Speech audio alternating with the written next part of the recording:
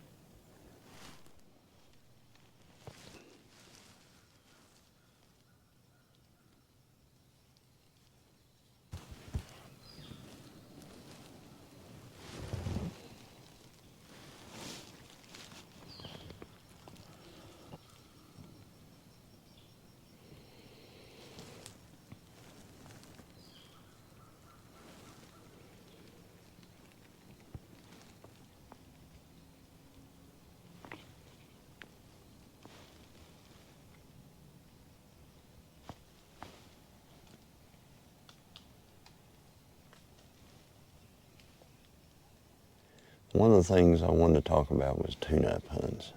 So this is a tune-up hunt this morning. It's not a full-blown deer hunt. I came out here with the intention of maybe shooting a hog.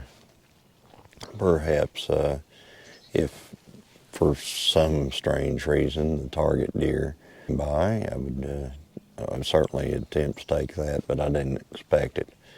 Trail cameras have not been showing that in this time frame. Has been showing it, but not like right now. So things I've noticed, acorns are starting to fall. So what I did was I put myself down in the white oak acorns.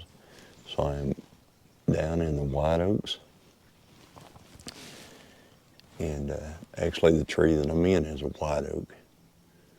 And the white oaks are, they are starting to drop. Other things, tune-up hunts. What happens is whenever you go hunting for the first time, you need to know, you're always rusty every year. Every year whenever you go out, your first time, you're going to forget something, okay? So this year, what I forgot, so I've been sitting this morning for a few hours on this grate, okay? So that's not very comfortable, for one thing. There is a cushion that I carry with me all the time whenever I'm hunting, and I just simply forgot it this morning because I haven't done it all year. Other things I've noticed. One of them is I should have came earlier and cleaned out all these little limbs that are growing up by the ladder, because that's not very quiet whenever you're climbing up. So you're hitting those limbs. Another thing that I noticed right here, you see this area right here? This is my pull rope, okay? My pull rope, whenever I drop it down, it's right through those limbs again. So whenever I'm pulling my bow up, I'm pulling it right through all those limbs. So I have to take care of that. The other thing I noticed, so what I'm doing here, I'm going to turn around. Sun angle. All right, there's the sun. I'm facing east right now. The sun, whenever it comes up, and whenever it gets to that point, about right there, I'm spotlighted. So I have figured out this morning that there is about 20 to 25 minutes where I am just absolutely spotlighted by the sun. So what that tells me is I've got, if I'm going to get a deer here, it's going to have to be earlier. Because once you get spotlighted, you're going to be easily seen by the deer.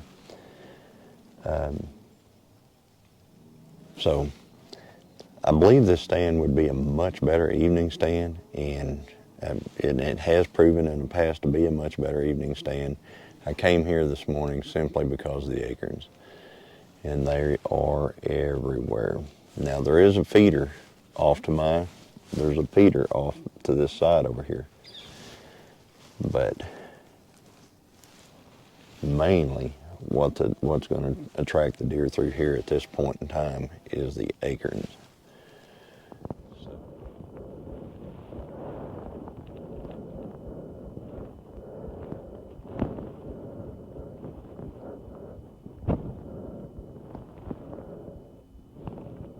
So that's something we're going to have to address. Into this stand this morning, there are a lot of things that have grown up since last year around the base of the ladder stand and on the little walk path into the stand. So what I need to do is I need to bring a pair of clippers, and I need to clip all this stuff off and get it out of the way. For one thing, you leave scent on that whenever you brush up against those.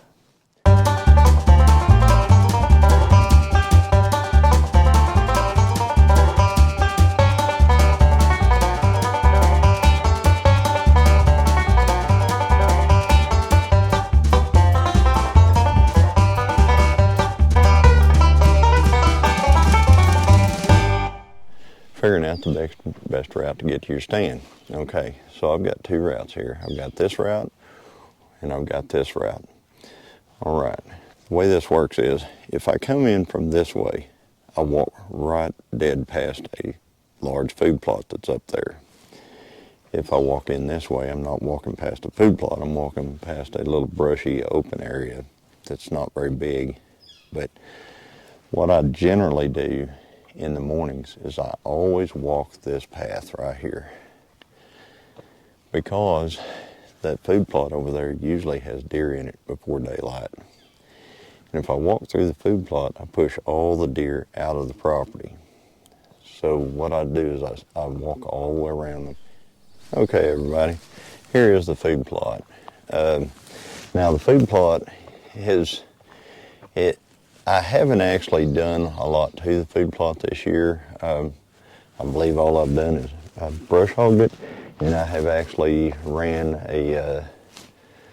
I've got a spreader, and I just spread seed around on the ground. But you can see the wheat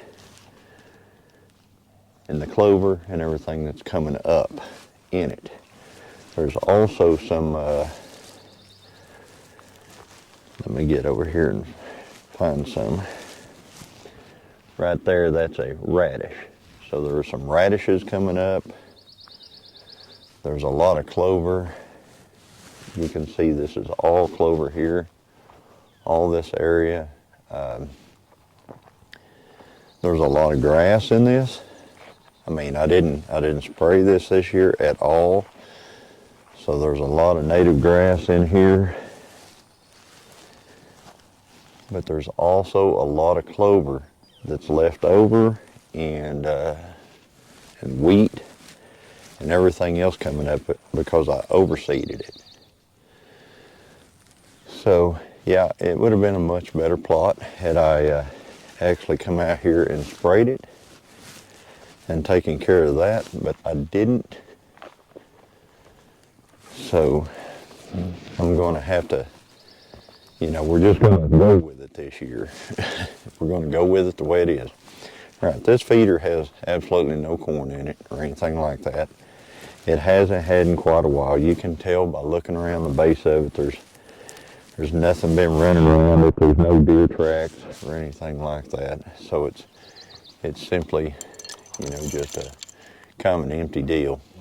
It's got a little bit up in there that, well, I guess there's more than I thought in there. But there's some corn in there, and but there's a lot of radishes popping up from where I came around here, and I spread seed and stuff like that, and the clover has just bounced. I mean, the clover has just went nuts out here. So we got a lot of good clover in here, and it's starting to come back, even with all the grass. So that's going to be a big draw for the deer this year. So here's all the clover right here. Then this is wheat. This is a radish. So there are radishes. This is duckweed. It's not anything. But there's wheat, there's clover, there's radishes. Like I said earlier, folks, I want you to look at these white oak acorns. So the white oak acorns are really falling. And I'm right on the edge of this food plot, and you can tell that the deer have been in here eating them. So, you know, there's another little scrape on the ground right there. This one over here is still active. I just put some corn in the feeder, but the corn doesn't seem to be the draw right now. So there's a lot of white oaks right here in this little spot. I'm headed out for tune-up hunt 2. So what these hunts are for me, these early season hunts, they are an opportunity to hone everything between now and whenever I consider it's good, whenever the hunting is good. I don't consider the hunting really great until about October. So these early October hunts are, to me, they're just a way of honing my skill, honing the setups, etc., etc.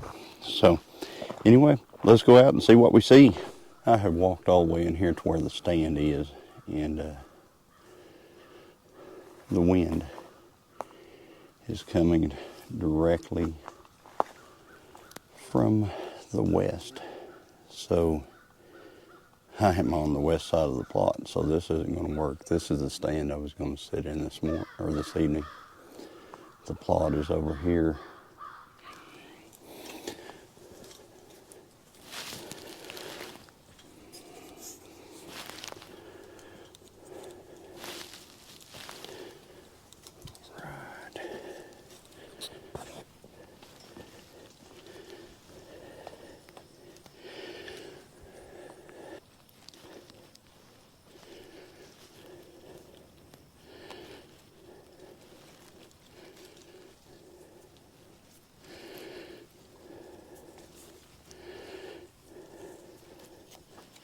In my stand. So what I'm going to do is I'm going to sit here and oh yeah, I want to shout out Ginger from Not For Nothing Homestead. She's been hunting in Georgia, so she's been giving her all, trying to get a deer. She wants it for canning purposes for the winter. So she's going to be, when they do get deer, they're going to be canning them up and everything. So and we're going to be canning a lot of deer meat this year as well. So, but anyway, I just wanted to give her a shout out. Go over there and check out Ginger at Not For Nothing Homestead. She's got some videos of her hunts and some things, and her and her husband Joe Fix It For You. They're good folk, so go check them out. Joe Fix It For You and Not For Nothing Homestead. So anyway, let me get this deal started, because it's not going to be long. There's going to be deer here. So let's get ready.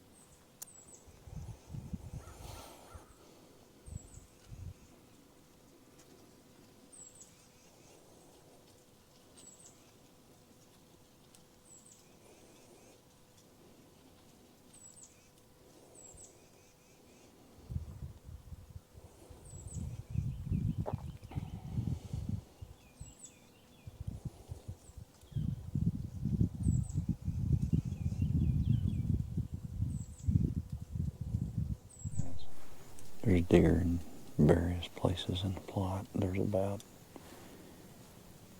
8 deer in the plot right now. So I've got to be quiet. There's a couple right over there walking. So I'll be late, you can see them.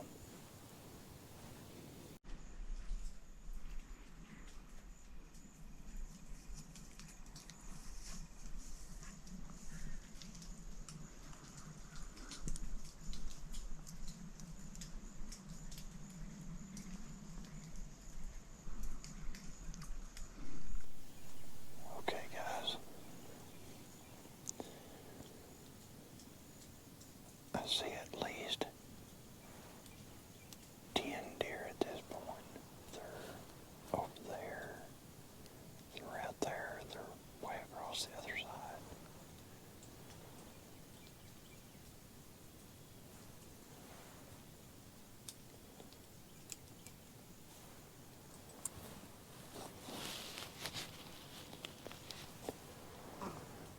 Alright, so I see at least 10 deer out here.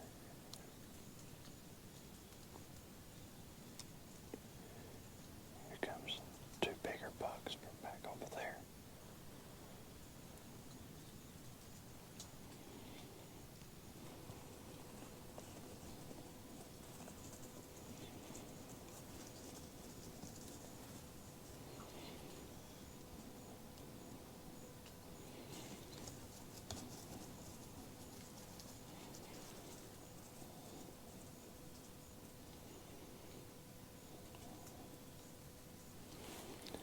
Okay, I could certainly make those shots. 2 bucks out in the middle of the plot fighting.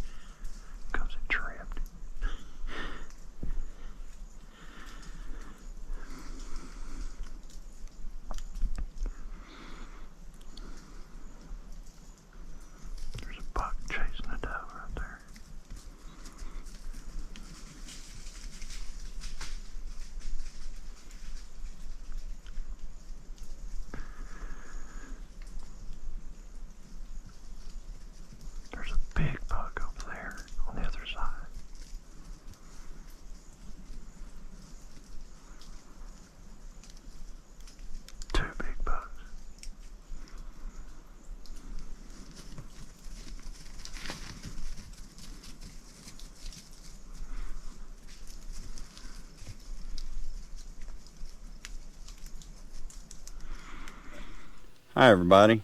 I just wanted to kind of let you know what happened with the tune-up hunt, what the end result was. The end result was I didn't release an arrow at a deer. I could have. There were many that were in range. There were many opportunities and stuff like that. The thing was that quite a lot of the herd was in there, and there's certain criteria that has to be met before I'll even try to take a deer. And it is not antler size, folks. It is not antler size. It is, age is one of them. Even on the does, I prefer to shoot the older dry does and things like that, or try to take those.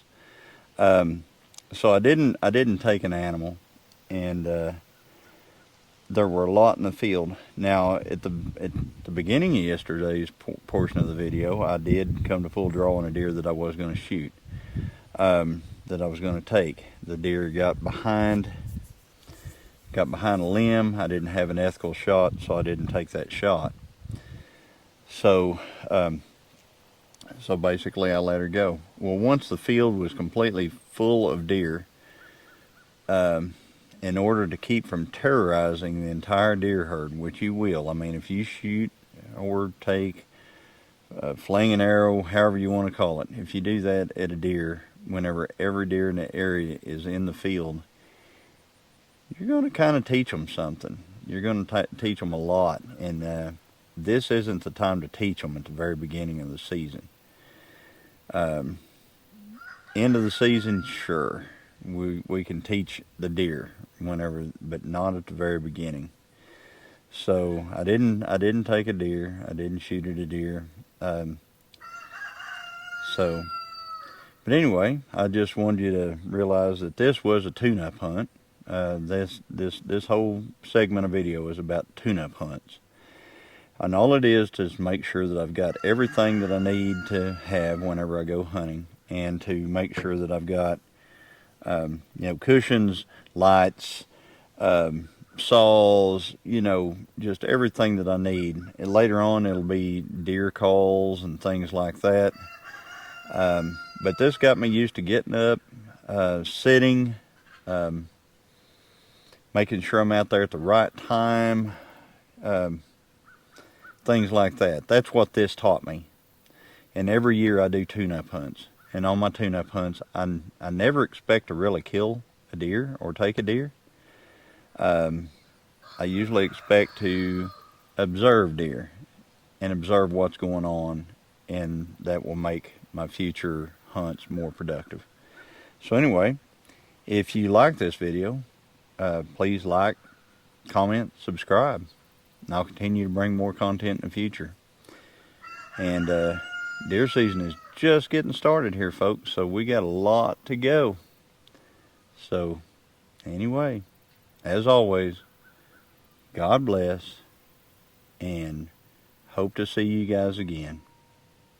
Thank you for being here.